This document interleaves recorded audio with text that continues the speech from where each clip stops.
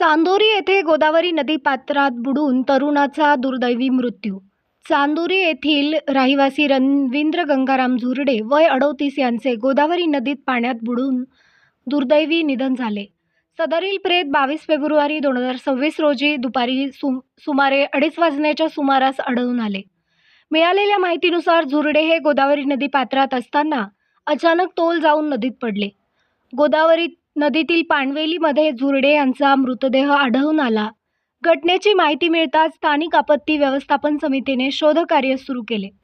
या घटनेची नोंद सायखेडा पोलीस स्टेशन येथे करण्यात आली असून पुढील तपास सुरू आहे.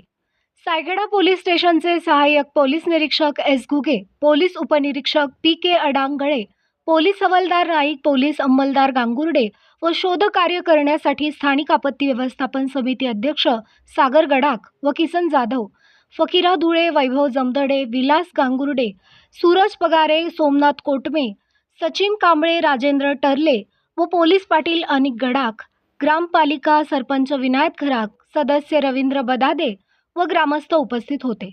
मयताच्या पश्चात पत्नी व 2 मुले असा परिवार असून या घटनेमुळे परिसरात शोककळा पसरली आहे. महाराष्ट्र 7/12 न्यूजसाठी गणेश ठाकरे, प्रतिनिधी.